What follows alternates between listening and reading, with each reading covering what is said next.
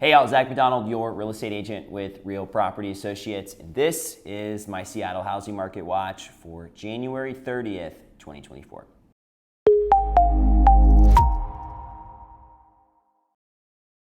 We're about to wrap up the first month of 2024, and interest rates are still hovering around 7, down from 8 plus that we were seeing kind of end of 2023. But we haven't started that downward trend yet in 2024. Many are expecting that rates are going to start dropping somewhere between March and May, which in my opinion is going to stimulate the housing market in the Seattle area and also in other markets across the country. Right now, we find ourselves in a lower inventory environment already here to start out 2024. There are more buyers coming back into the market. Many of the lenders that I know have been talking about this separately, that they've had more applications.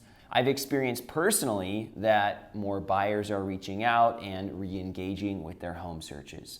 So I think that this spring is going to be relatively competitive in the Seattle housing market. And if rates continue on a downward trend, that will likely give fuel to the fire for all of 2024. Now, we've seen about the same amount of listings coming on the market as we did last year. Last year, we had 350 listings come on in the same week. We saw 338 this week.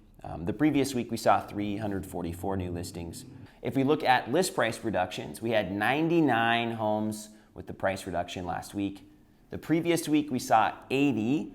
If we look back, though, at the same week last year, we saw 203 price reductions. So a massive reduction in price reductions from the prior year, which to me is a great sign that homes are selling for asking price or closer to it, and they're selling without those price reductions. And we've seen that trend here for a while now, where the year-over-year price reductions has been quite a bit lower.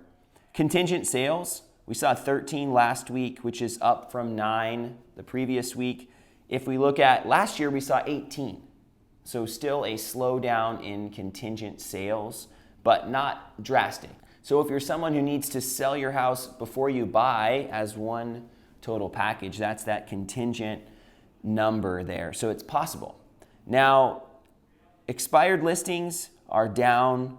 This is what I would expect to see with houses selling quicker and also not having as many price reductions as that you wouldn't have listings expiring. So 22 versus 48 last year. So less than half of the amount of expired listings. Now, pending sales, 605 pending sales, which is up from last week, 596, but down from last year. So last year we had 766 pending sales in the same week. Here's my guess. I think that the reason we saw more pending sales is because we had so much more listing inventory. That's the first part of it. There were a lot more homes for sale at the same point last year than there are right now. The other factor, and this may or may not have a massive impact, but last year rates were about 6.16%, according to Mortgage News Daily's survey on February 1st, which is, I guess, a couple days from today, but same week last year. If we look at rates now, we talked about it earlier in the video, 6.87, so a little bit higher. We did see rates dip down just a little bit last year and hover around 6%, and that was a lot of fuel for the housing market here in the Seattle area. And I would assume we would see something similar if rates dip down into that region here this year.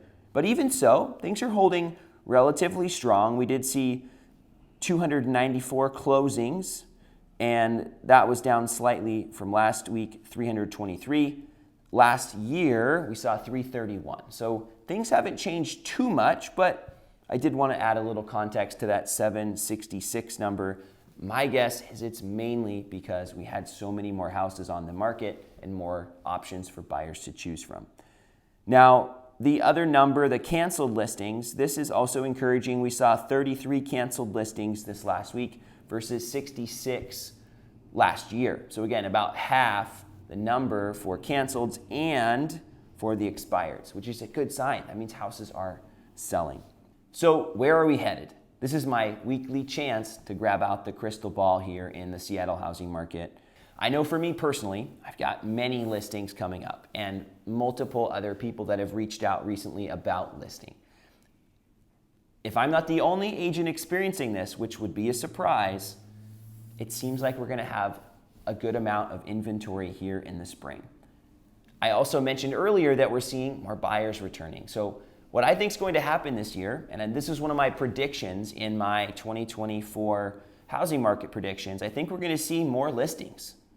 And I also think we're going to see more buyers. My hunch is it's going to be very similar to what we saw in 2023, where we saw fewer listings and fewer buyers. This year, I think we're going to see more listings and more buyers, and I think it's going to be very similar. It's going to be in concert, which means I think we're going to continue to function in this lower inventory environment and start to see competition hitting the market. If you want to see and listen to more of my thoughts about the housing market for 2024, make sure to check out the predictions video.